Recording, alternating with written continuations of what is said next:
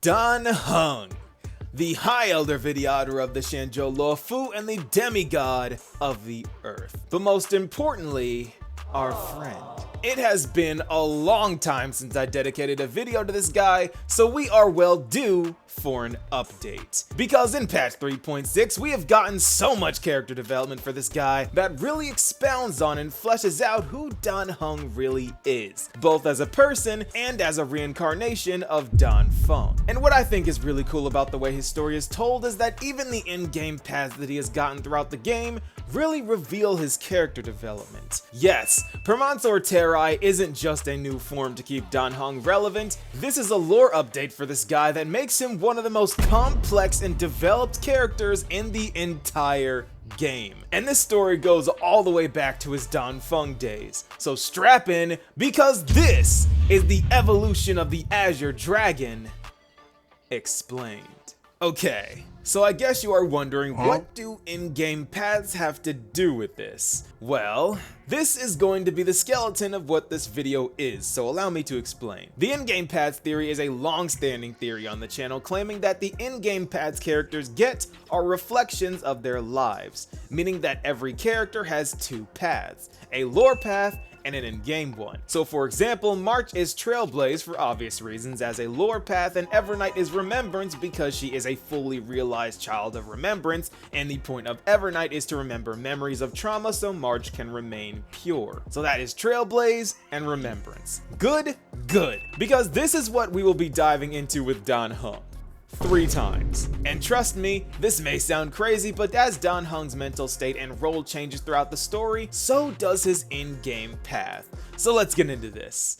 Now, to explain why Danheng is Hunt, we gotta go all the way back to Danfeng. You see, Danfeng was a High Cloud Quintet member of the Xianzhou Luofu and a High Elder of the Luofu's Vidyadhara. And he was renowned for his natural mastery of Cloud Hymn elemental magic with the ability to heal and harm in unparalleled ways. And this was all put to the ultimate test in the great battle versus the Emanator of Abundance, Shuhu. And Shuhu was a tree with abundance power so strong that it brought a planet back to life named Rahu, Devourer of Worlds. This is what the High Cloud Quintet was fighting against. And after a grueling and perilous battle, Jingyuan, Baiheng, Jinglil, Yingxing, and Danfeng claimed victory. But they paid a heavy price: the life of Baiheng. A foxy and nameless who never got the chance to board the Astral Express sacrificed herself to save the lives of Danfeng and Jinglil. And though this was an incredible victory and one of the Xianzhou's most impressive accomplishments, it was bittersweet. Because not only was Baiheng a masterful Starskiff pilot, but she was also the lifeblood of the team. It was her who had ties to the Yaoqing and the Juming flagships. It was her who welcomed Yingxing, a short-lived species, to the Xianzhou Alliance and helped nurture him into the Furnace Master he became. And it was her who had a smile on her face even in the most grievous of situations. But after the battle, all that was left of her was a tuft of hair and drops of blood. And this hit the quintet hard. But though she was Jinglil's best friend, Danfeng took this loss the hardest. Because as a Hydro Dragon, Hydro being an element that Hoyo loves to associate with emotions, Danfeng wasn't okay, and never progressed past the denial stage of grief, and instead made a choice. He knew that he alone knew the secrets of the Transmutation Arcanum and the plight of the Vidyadhara not being able to reproduce. So he thought of a grand scheme that would kill both birds with one stone. He would combine what little DNA he had of Baiheng with Shuhu's flesh while manipulating the Transmutation Arcanum to resurrect his friend while creating a branch that connected the Vidyadhara with other species. But this did not go as planned and resulted in the incident known as the Sedition of Imbibitor Lunae. Instead of raising his friend, he created two things: Bailu, and a draconic abomination that wreaked havoc on his home, killing hundreds, wounding thousands, with many of his fellow Vidyadhara being among the casualties. But this wasn't all, because due to the involvement of Shuhu's flesh, Yingxing became Mara-struck despite being a short-life species that is supposed to be immune to the Mara. And just like that,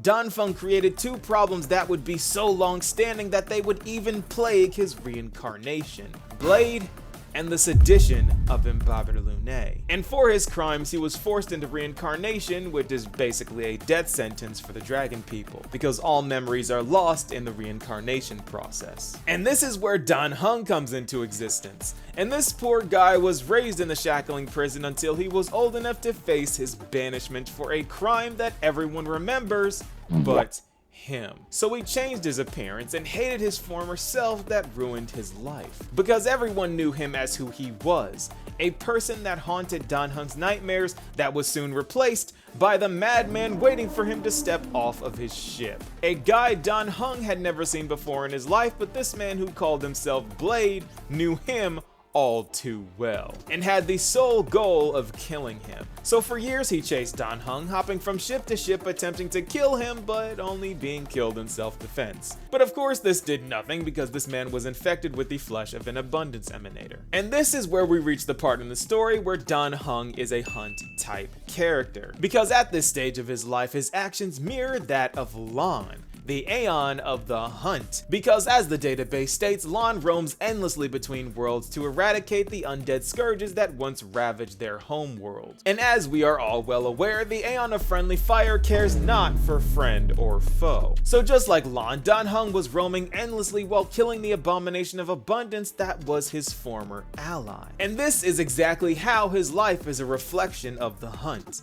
So let's move on to Imbibitor Lunae Danheng, because the way he reflects the destruction lies in the way he views this form and the desire it represents, because this form is everything he hated about his former self. This was Danfeng's form, and the reason why he changed into the form we know him as now is because he wanted to run from his past. But in the Xianzhou Fantilia story, he reluctantly returned to the Luofu and was forced to take this form to perform his duty as High Elder, since Bailu isn't ready to take up the mantle yet. And as he took this form and used it to defeat Fantilia alongside his past quintet member, he violated his banishment but also re-established his bond with the Luofu, showing that even though this ship is no longer his home, this is a place that he is sworn to protect, destroying the legacy left by Danfeng and leaving a new note in the history book showing that the betrayer has atoned for his actions. So not only was his life intertwined with the destruction by him literally fighting a Lord Ravager, but this is also Danheng claiming Danfeng's form as his own and fighting back against his nightmares, destroying Imbibitor Lunae to recreate it in his own image, triumphing over his trauma and no longer dwelling in the crimes of a life that he himself did not live. And just like in the animated short, Danheng defeated his demons. But Nova, where destruction? Well, the nature of destruction is the destruction of all things, including the self. And there is nothing more destruction than Danheng fighting and killing himself and eradicating his own legacy. Because writing a new chapter in the story is the only way to destroy Imbibitor Lunae. And now we make our way to the Permansor Terrae part of the story, where Danheng fully reconciles and makes peace with his past self. And though the path connection is as simple as the fact that Danheng alone had to protect everyone, including himself, with his first action of Demigod of the Earth being to protect everything from a giant tree falling over, the preservation ties are rather obvious. Danheng calls himself the Guardian of the Astral Express for a reason. Klapoth is described as patient, sacrificial, and protective, and Danheng had this on full display when he recklessly threw himself into oblivion to find the Trailblazer. So that is very much easily explained from the in-game paths theory side of things. But in terms of Danheng's development, this is how he made peace with Danfeng. Let me explain. Because in the journey to track down Terravox, the thick memoria that Evernight flooded Amphorius with caused Danfeng to resurface and take form. And through this living memory, Danheng was able to converse with his past self and then relive a moment Danfeng shared with his companions. And in this moment, he saw this utter selfless devotion that Danfeng had to his friends despite his aloof demeanor. Because in truth, Danfeng was just an emotional water dragon that cared way more than it looked, but he showed it through his actions. Because it wasn't selfishness, ambition, or greed that caused him to commit the grave sin of sedition, it was the devotion he had to his friends. And even though Danfeng knew he failed miserably, he would do it again. Because the faint glimmer of hope presented by the idea of Baiheng's resurrection was enough. He needed no other reason to do what he did. So he had no regrets, and Danheng saw this aspect in himself. Because he realized that this same sense of devotion also existed in him. He was the same as Danfeng after all, but the difference is that he understood how, and this brought him peace. The peace that he had been searching for ever since the moment of his rehatching. And just like Danfeng would, Danheng without a second thought threw himself into oblivion with nothing but a goal in mind. Save the Trailblazer, then save March 7th. And luckily enough for him, he succeeded where Danfeng failed, bringing everything full circle and wrapping it all up in a bow. Danheng went from the hatred of Danfeng to the conquering of Danfeng to accepting Danfeng, so his past will never haunt him again. Except for Blade, he's still out there. Maybe that'll be his next story arc.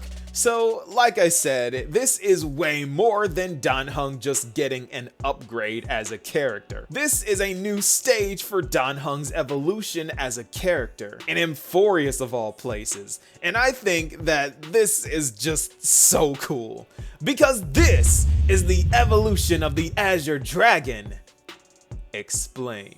And just like that, Danheng has not only reforged his bond with the Xianzhou, but he has also ended his beef with himself. All that is left is the Blade situation. Hopefully one day we'll get to turn Blade back into Yingxing, because Yingxing, for the short time we spent with him, was a great character that I need to see again. And happy Jingliu too. I need her to smile more. We gotta cure the Mara, guys. New story idea, hunt Trailblazer, cure the Mara, absolute cinema. Who's with me? Yeah, that's not gonna be so easy, because with Hoyo, we gotta feel some pain first. But either way, I think it is so interesting that Danheng, March, and the Trailblazer all learn new stuff about themselves in this one patch, and this ending is going to be even more insane. What do you guys think? Be sure to let me know, and I'll see you all in the next video. Peace, y'all.